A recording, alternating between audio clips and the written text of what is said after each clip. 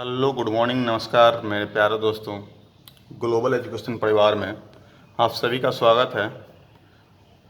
आज 15 मिनट के महत्वपूर्ण क्लास में क्लास 10th के टॉपिक वाइज फिजिक्स का निपटारा कर रहे हैं,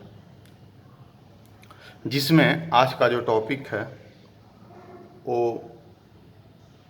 गोलीय दर्पण में प्रतिबिंब के ऊपर इससे पहले भी टॉपिक दे चुके हैं, वीडियो दो दे चुके हैं। आज 13वां वीडियो है, 13, जिसमें कंडीशन 4, 5, 6 के बारे में डिस्कस करेंगे। तो चलिए हम एक बार और आप लोग को रिमाइंड करवा देते हैं पिछले वीडियो का। तो पिछले वीडियो में हम बताए थे कि जब वस्तु अनंत पर हो तो उसका प्रतिबिंब कहाँ बनेगा? फोकस पर। अभी तक हम किस दर्पण में चल रहे हैं? तो कॉनकेव मिरर में चल रहे हैं, यानी अवतल दर्पण में चल रहे हैं। अवतल दर्पण कहने का मतलब जिसका परावर्तक सतह धंसा हुआ हो, अवतल दर्पण। तो कॉनकेव मिरर में बता चुके थे कि अगर वस्तु अनंत पर रखा हो तो उसका जो प्रतिबिंब है फोकस पर बनेगा, और फोकस पर कैसा बनेगा? छोटा बनेगा वस्तु से, वास्तविक बनेगा, और वस्तु का उल्टा बनेगा। यानी उल्टा कहने का मतलब वस्तु ऊपर की ओर हो ध्रुव से तो प्रतिबिंब नीचे की ओर लटक जाएगा। दूसरा कंडीशन क्या बताए थे कि जब वस्तु अनंत और वक्रता केंद्र यानी सेंटर ऑफ कर्वेचर और अनंत के बीच अगर रखा गया हो तो उसका जो प्रतिबिंब होगा, इमेज होगा, वो बनेगा फोकस पॉइंट और सेंटर ऑफ कर्वेचर के बीच में बनेगा। कहने के मतलब फोकस पॉइंट और सेंटर ऑफ कर्वेचर के बीच में बनेगा तो कैसा बनेगा? छोटा बनेगा, वास्तविक बनेगा और उल्टा बनेगा। ठीक है। तीसरा पॉइंट बताए थे कि जब वस्तु वक्रता केंद्र पर रखा हो तो उसका प्रतिबिंब कहाँ बनेगा? वक्रता केंद्र पर ही बनेगा। लेकिन वक्रता केंद्र पर रखा हो तो वक्रता केंद्र पर तो बनेगा, कैसा बनेगा? देखिए, तो वस्तु ऊपर की ओर है तो प्रतिबिंब नीचे की ओर बन रहा है, यानी उल्टा बनेगा। दर्पण के सामने बन रहा है यानी वास्तविक है। ठीक है। जितना बड़ा वस्तु उतना ही बड़ा इमेज, यानी वस्तु के बराबर। ठीक है। तो ये 3 कंडीशन हम पहले बता चुके थे। चलिए आज चौथे कंडीशन पे आते हैं। तो चौथा क्या कहता है कि जब वस्तु को वक्रता केंद्र और फोकस दूरी के बीच रखेंगे, यानी सेंटर ऑफ कर्वेचर और फोकस पॉइंट के बीच अगर रखते हैं किसी भी ऑब्जेक्ट को, तो उसका जो इमेज है, इमेज कहाँ बनेगा? तो देखिए, तो ये सेंटर ऑफ कर्वेचर है और ये फोकस पॉइंट है। ये focus point, centre of curvature दोनों के बीच रखते हैं वस्तु को। वस्तु क्या है? ए बी है। तो इसका जो इमेज है, इमेज कहाँ बन रहा है? सेंटर ऑफ कर्वेचर, और ये है अनंत। अगर यहाँ अनंत मानते हैं तो सेंटर ऑफ कर्वेचर और अनंत के बीच बन रहा है, यानी सेंटर ऑफ कर्वेचर कहाँ बन रहा है? अनंत के बीच बन रहा है। देखिए, तो वस्तु से ये बड़ा दिख रहा है, वस्तु से इमेज बड़ा दिख रहा है, वस्तु से बड़ा दिख रहा है ना। यानी कहने का मतलब वस्तु से बड़ा बनेगा। वस्तु से क्या बनेगा? बड़ा बनेगा। ठीक है। उसके बाद क्या होगा? वस्तु ऊपर की ओर है, प्रतिबिंब नीचे की ओर बन रहा है, तो कैसा बन रहा है? उल्टा बनेगा।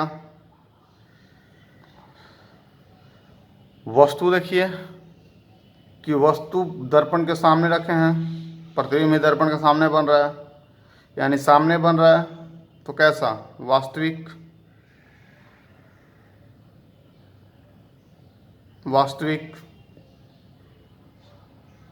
ठीक है।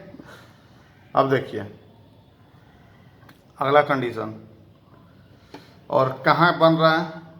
तो अनंत और सेंटर ऑफ कर्वेचर के बीच। अनंत और सेंटर ऑफ कर्वेचर, यानी वक्रता केंद्र और अनंत के बीच बन रहा है। इमेज कहाँ बन रहा है? वक्रता केंद्र और अनंत के बीच। अगला कंडीशन क्या कहता है कि जब वस्तु फोकस पॉइंट पर रखा हो, जब वस्तु फोकस बिंदु पर रखा हो, ऑब्जेक्ट को अगर फोकस पॉइंट पर रखते हैं तो उसका प्रतिबिंब कहाँ बनेगा? तो देखिए, तो कहीं दूर दूर तक प्रतिबिंब दिखाई दे रहा है,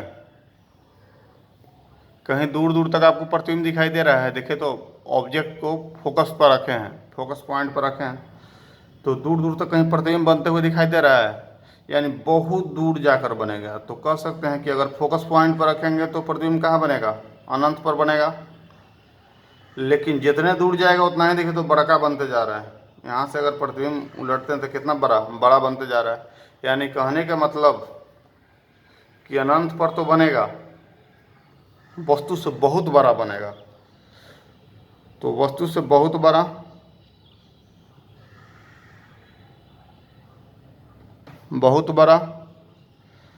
कहाँ बनेगा? अनंत पर बनेगा।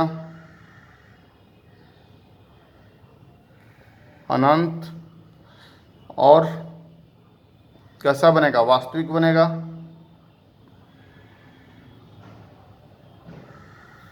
और कैसा बनेगा? उल्टा बनेगा।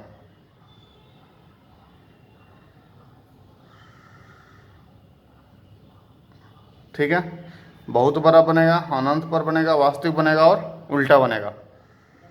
ठीक है, अब अगला देखते हैं। देखिए, छठा कंडीशन देखते हैं। तो छठा कंडीशन क्या कहता है? छठा कंडीशन कहता है कि जब वस्तु को फोकस एवं ध्रुव के बीच रखते हैं, यानी फोकस पॉइंट एवं पोल के बीच अगर रखते हैं, फोकस पॉइंट एवं पोल के बीच अगर रखते हैं तो वस्तु का प्रतिबिंब कैसा बनेगा? फोकस पॉइंट और पोल के बीच रखते हैं तो वस्तु का प्रतिबिंब कैसा बनेगा? तो देखिए, ये फोकस पॉइंट है और एक क्या है? पोल है। ठीक है, तो फोकस पॉइंट और पोल के बीच में वस्तु को रखें तो इसका जो प्रतिबिंब है, प्रतिबिंब कहाँ बना? डायरेक्ट पीछे चला गया, यानी दर्पण के कहाँ चला गया? पीछे। तो दर्पण के बाबू अगर पीछे जाता है तो एक कौन सा प्रतिबिंब बन जाता है? एक टूटा फूटा लाइनिंग से भी आप बता सकते हैं कौन सा प्रतिबिंब बन गया? काल्पनिक। जैसे ही दर्पण के पीछे चला गया तो काल्पनिक, दर्पण के सामने रहा तो वास्तविक। लेकिन अगर ए मुख अक्ष प्रिंसिपल एक्सिस के अगर नीचे बनता है तो बताए हैं क्या?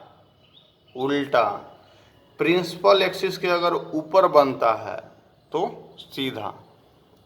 तो ये बताइए कि फोकस पॉइंट और पोल के बीच में वस्तु को रखते हैं तो अभी तक तो देख रहे थे कि वस्तु का प्रतिबिंब यानी इमेज कहाँ बन रहा था? दर्पण के सामने।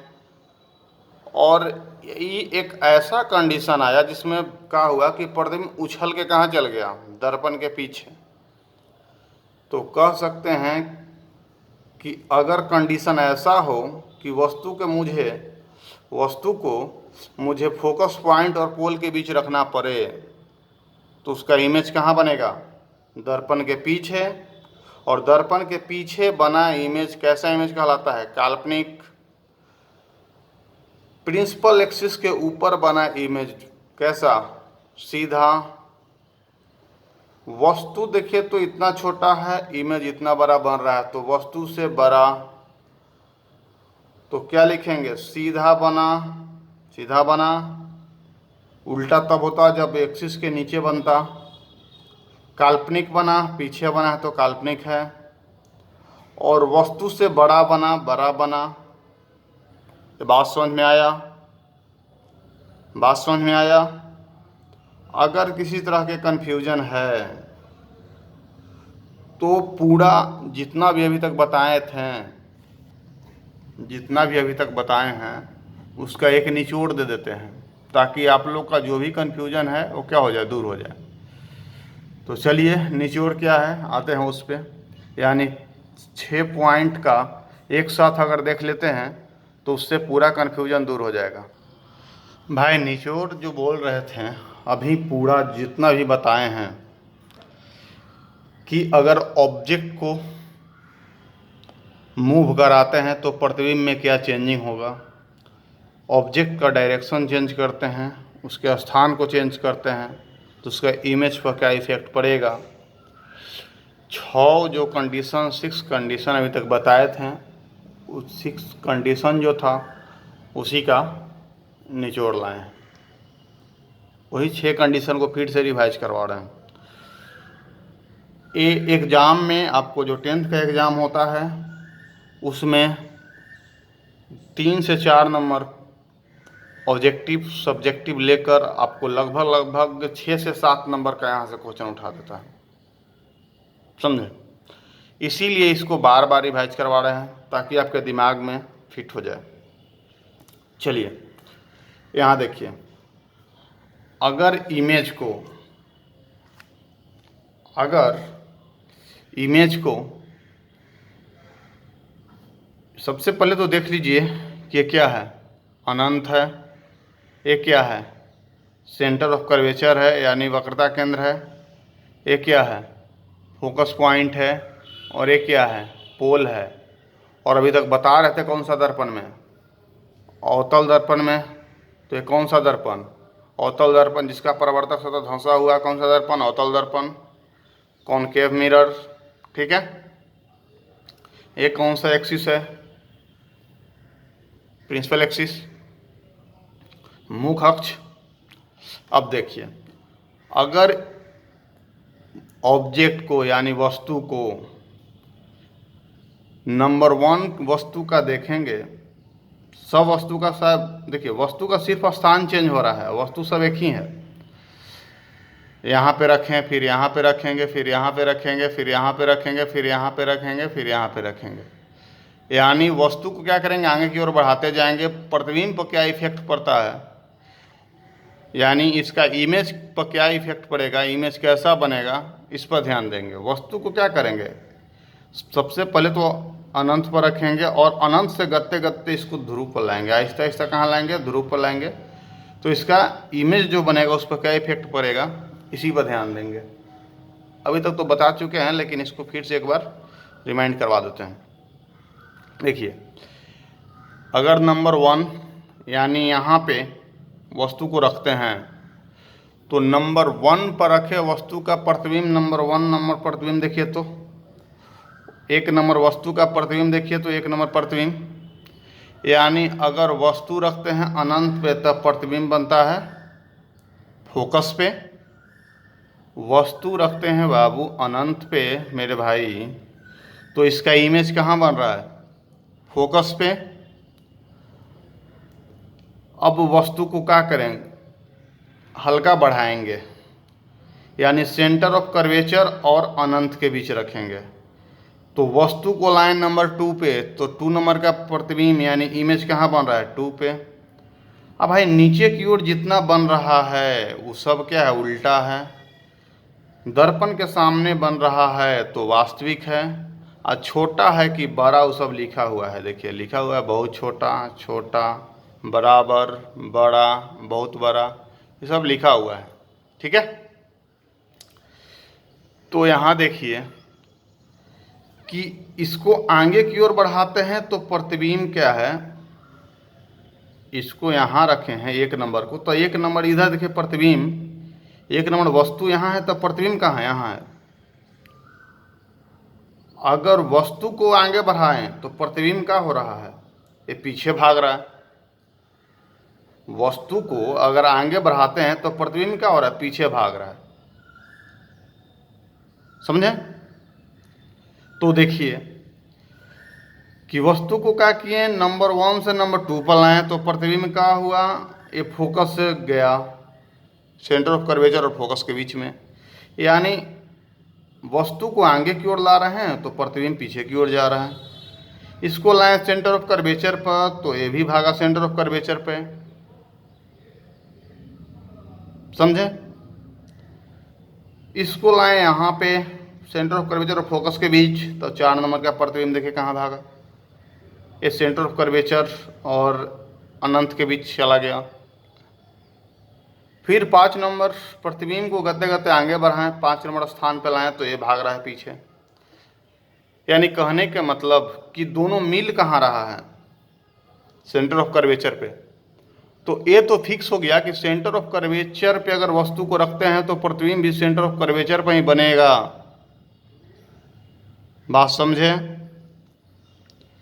सेंटर ऑफ कर्वेचर पर अगर वस्तु को रखते हैं तो प्रतिबिंब भी सेंटर ऑफ कर्वेचर पर बनेगा, बशर्ते क्या कि ये सीधा रखें तो ये उल्टा बनेगा। दर्पण के सामने वास्तविक बनेगा ही बनेगा, जितना बड़ा वस्तु उतना ही बड़ा प्रतिबिंब।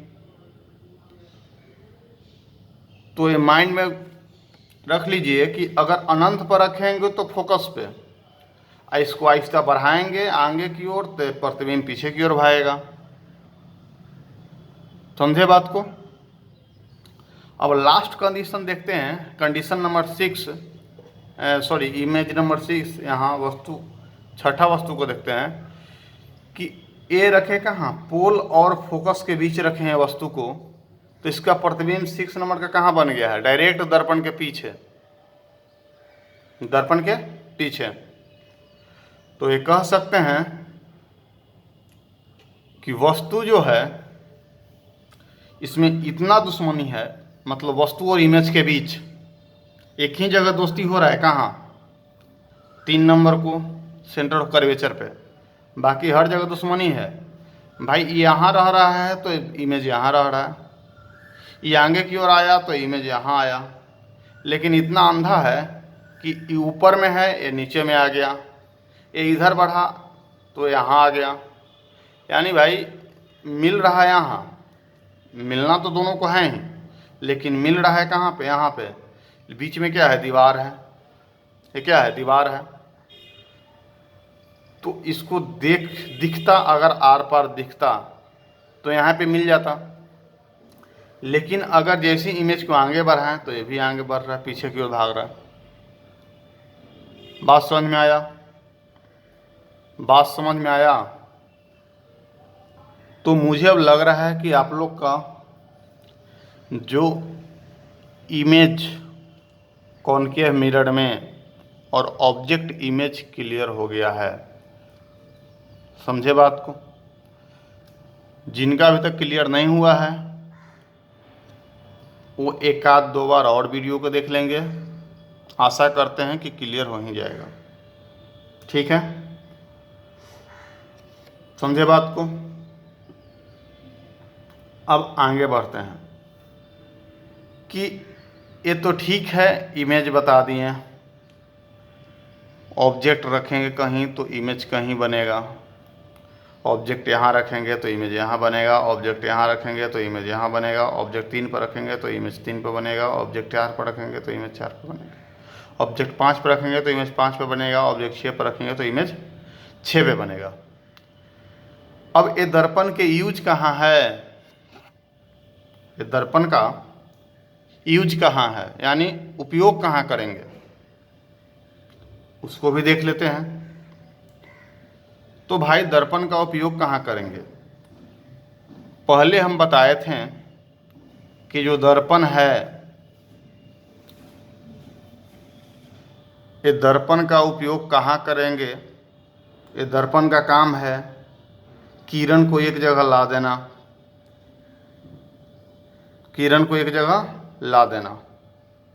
जब किरण को एक जगह ला देगा तो उसको क्या कहेंगे? अभिसारी। क्या कहेंगे? अभिसारी। कन्वर्जिंग भी कह सकते हैं, इंग्लिश वर्ड कन्वर्जिंग। लेकिन एक जगह से फैला देता तो अपसारी। तो इसको कह सकते हैं अभिसारी दर्पण, पहले ही बताए हैं। तो इसका जो है यूज कहाँ कहाँ होगा उसको आगे के वीडियो में देखेंगे। इस वीडियो में अगर उसको इंक्लूड कर देंगे तो वीडियो लंबा हो जाएगा। ऐसे ही ये वीडियो लगभग 20 मिनट के आसपास हो गया। तो ठीक है, आगे के वीडियो में फिर देखते हैं। नमस्कार, धन्यवाद आप लोग को।